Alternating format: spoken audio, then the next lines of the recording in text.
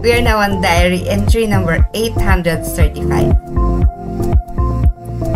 Medyo mahaba to, no? It's gonna take, it's a long entry, but this was actually a continuation of the diary entry yesterday. Magkaiba siya,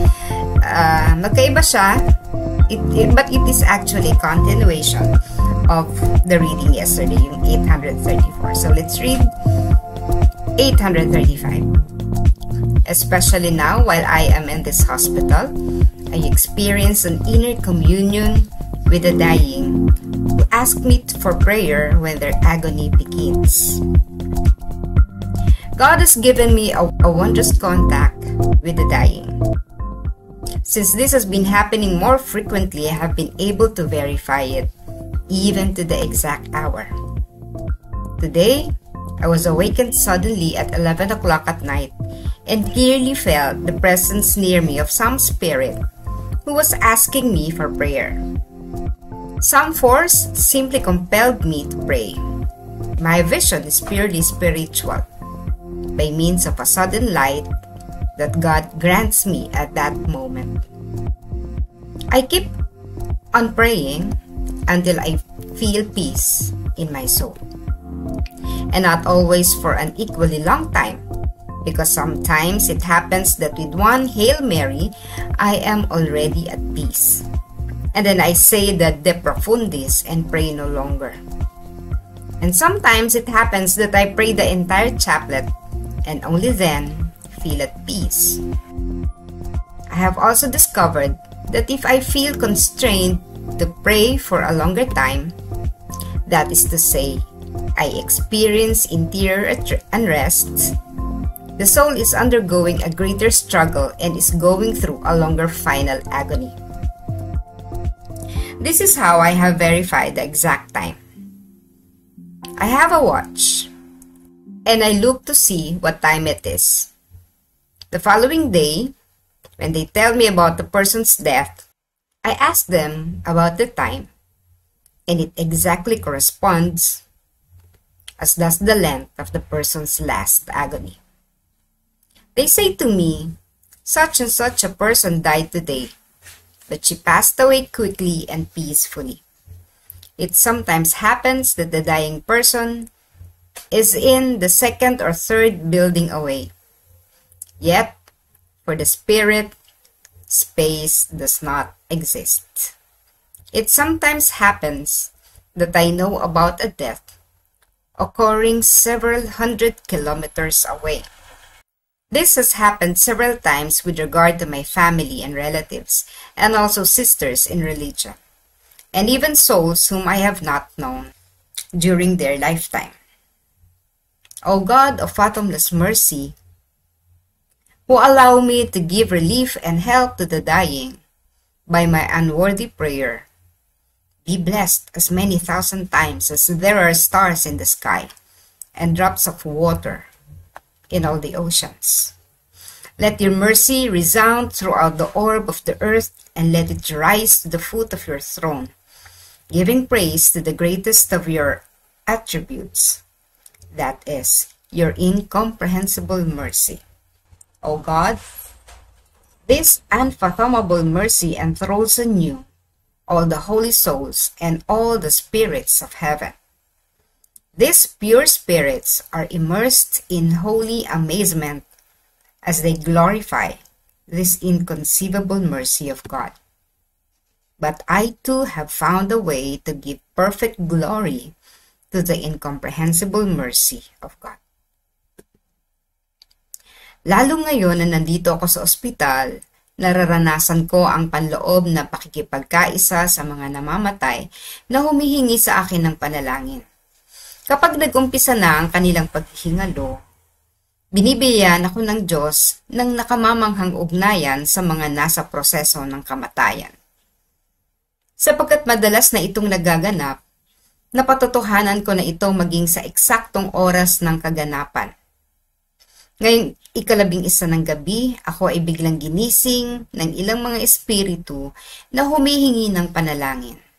At malinaw kong naramdaman ang kanilang presensya na malapit sa akin. May kakaibang puwersa na itinutulak akong manalangin. Ang aking nakikita ay purong espiritual, sa pamamagitan ng kislap ng liwanag na iginagawad sa akin ng Diyos sa mga sandaling iyon. Patuloy lamang ako sa pananalangin hanggang maranasan ko ang kapanatagan sa aking kaluluwa at hindi palaging sa parehong haba ng oras, sapagkat minsan sa isang Abaginoong Maria lamang panatag na ako at dadasalin ko na ang De Profundis o ang panalangin para sa mga yumao. At dito na tatapusin. Minsan naman dadasalin ko ang buong chaplet at pagkatapos ay nagkakaroon na ako ng kapanatagan. Napag-alaman ko din kung kailangan akong manalangin ng mas mahabang oras. Kumbaga, may nararanasan akong panloob na pagkabalisa. Ang kaluluwa ay nasa antas ng matinding pakikihamok at dumaraan sa mas mahabang paghihingalo. Ganito ko napapatunayan ang eksaktong oras. Mayroon akong relo at tinitingnan ko ang kasalukuyang oras. Sunod na araw, kapag sinabi nila ang tungkol sa pagkamatay ng isang tao, tinatanong ko kung anong oras namatay. At tumutugma ito sa haba ng oras ng paghihingalo ng taong iyon. Sasabihin nila, ang taong ito ay namatay ngayon subalit mabilis at payapa ang kanyang pagkamatay. Minsan, nangyayari na ang taong namamayapa ay nasa ikalawa o ikatlong gusali pa. Subalit sa espiritu, walang umiiral na layo o espasyo. Minsan pa nga, ilang daang kilometro pa ang layo. Maraming beses itong nangyari kaugnay sa aking pamilya, mga kamag-anak, at kapatiran sa pananampalataya.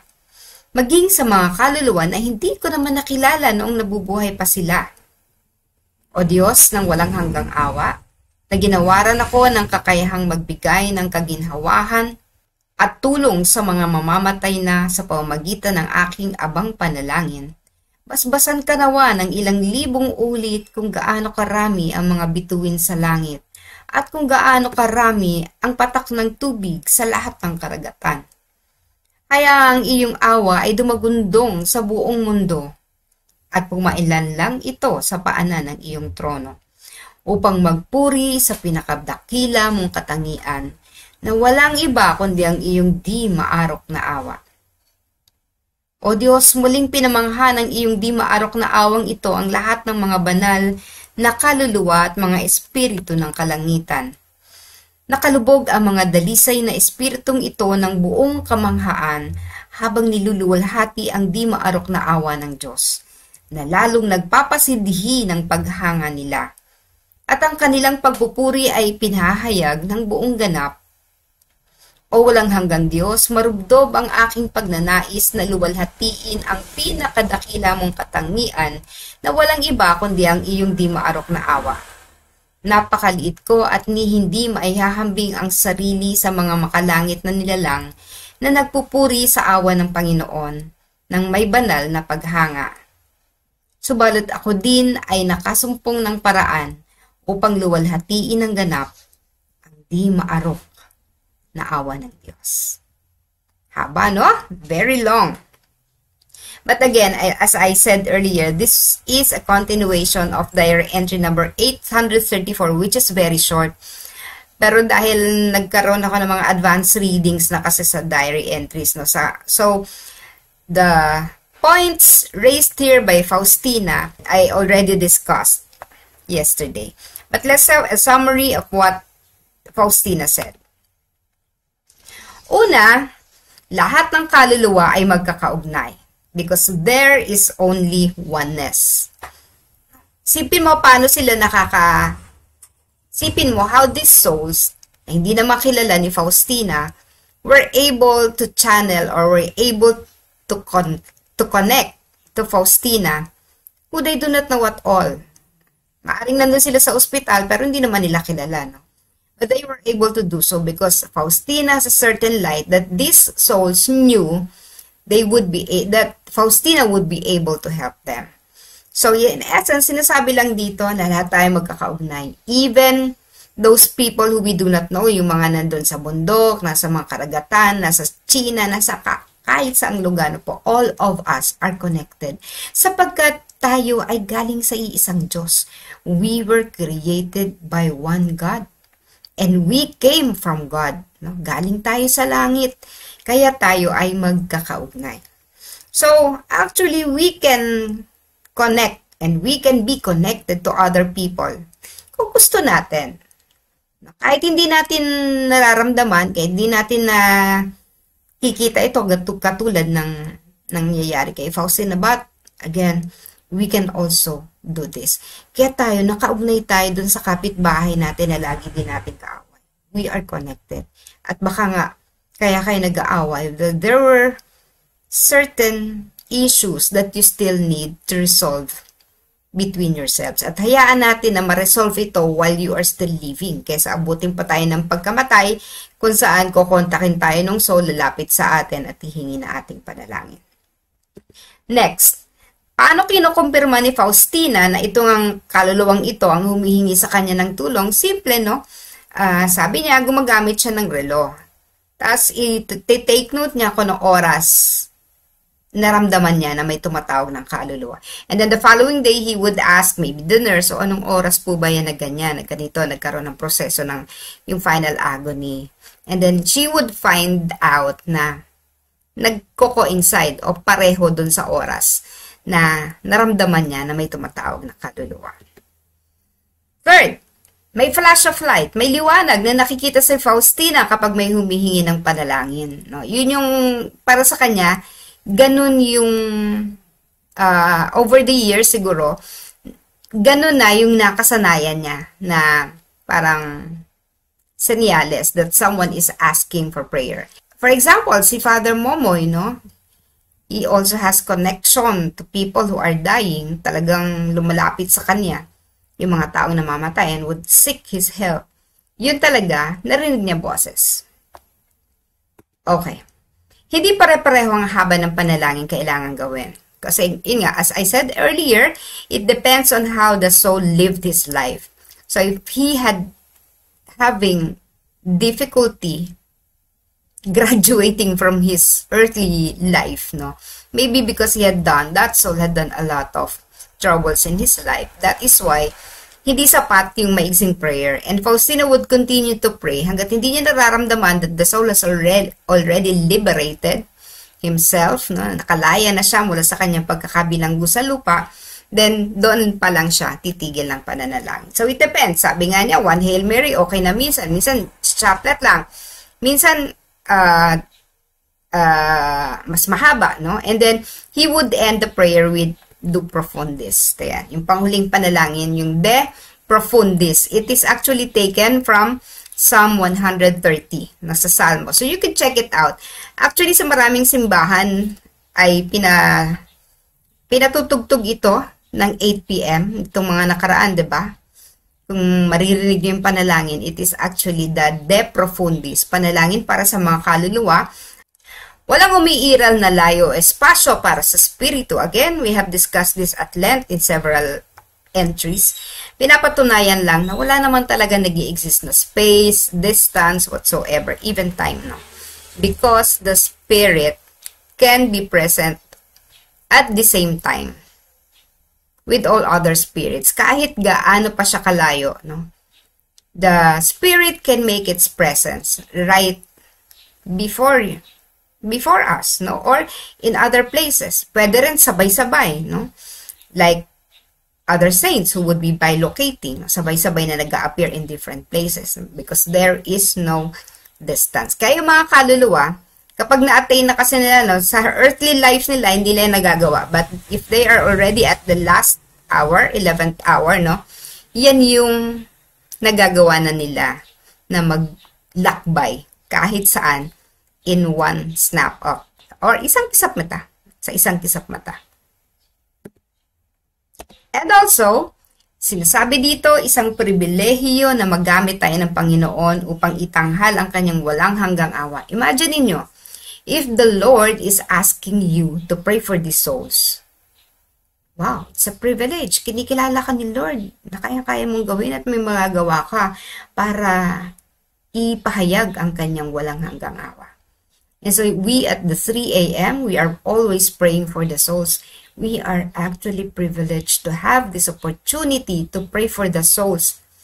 Every 3 a.m. Actually, nauuna sila, di ba? Kasi before we start our session, pina-flash na natin yung mga pangalan ng mga may sakit. And then, susundan yan ng pagme-mention ng mga pangalan ng mga namayapa na. So, we are already actually, we are only saying the names of those who have just passed on. Yung kamamatay pa lang. And then, we will do the prayers for 9 days. And after 9 days, automatically po yun, tinatanggal na natin. Otherwise po, kasi imagine niyo naman, nasa 1,000 yung mga ipinapanalangin natin since we started this 3 a.m. So, it would be difficult to read all the names. Kaya, nandyan lang sila sa list. We pray for all of them by saying all souls in purgatory. And of course,